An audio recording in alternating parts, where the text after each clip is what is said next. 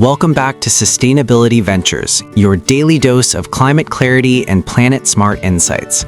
Electric vehicles are accelerating worldwide. Governments are setting phase-out dates for gasoline cars. Charging stations are popping up in cities, highways, even rural areas. But here's a question most people don't ask. What's the environmental cost of building the charging infrastructure itself? We talk about tailpipe emissions, we celebrate zero-emission driving, but behind every charging station, there's steel, there's concrete, there's copper, there's grid expansion, and all of that has a footprint. Let's plug into the full story. Electric vehicles are scaling fast. Companies like Tesla, BYD, and Volkswagen Group are investing billions into electrification, and governments across the European Union, United States, and China are subsidizing charging networks at massive scale. But here's the reality. For every million EVs added to roads, we need thousands of new public charging points. And not just slow chargers, fast chargers, ultra-fast DC chargers, high-capacity grid connections. Infrastructure is the invisible backbone of electrification, and it's not carbon-free.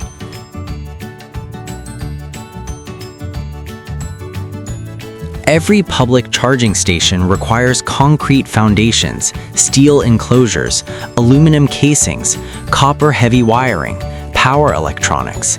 Concrete alone is responsible for roughly 7 to 8% of global CO2 emissions. Steel production, around 7 to 9%. So when we install thousands of charging hubs across highways, parking lots, and cities, we are embedding carbon before the first kilowatt hour is delivered. A single high-power charging site with multiple fast chargers can require grid transformers, substation upgrades, reinforced cabling, sometimes entirely new distribution lines. That's heavy industrial infrastructure, not just a plug in a wall. Now let's zoom out. Charging isn't just about the charger, it's about the grid behind it. Fast charging stations can demand as much power as a small supermarket, sometimes more. If an urban neighborhood suddenly adds hundreds of EVs, the local transformer may not handle the load. So utilities must upgrade transformers, expand substations, and reinforce distribution networks. Grid expansion requires copper mining, aluminum production, land use, and construction emissions. And here's the kicker. If the grid is still powered by coal or natural gas, the emissions shift upstream. The charger might be clean.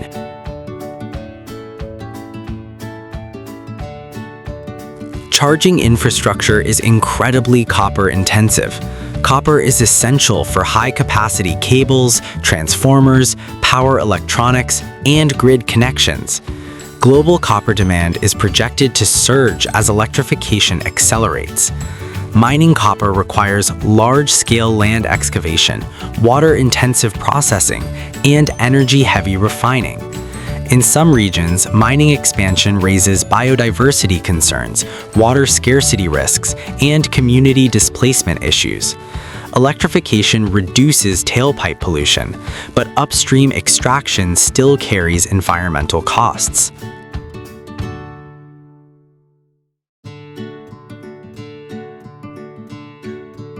Not all charging is equal. Home charging, lower infrastructure intensity, slower charging, and often uses existing grid capacity.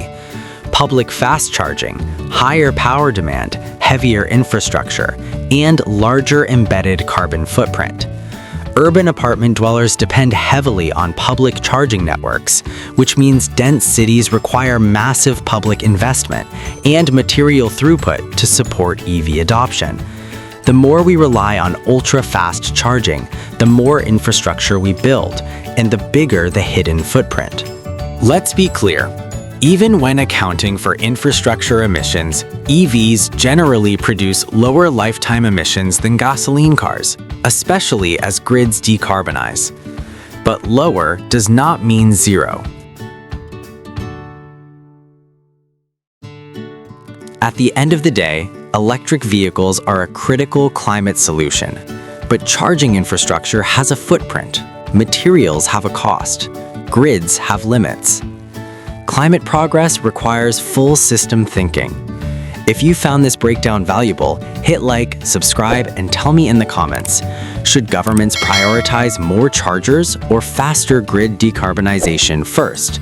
Thanks for watching. And remember, sustainability isn't just about what we drive. It's about what powers it.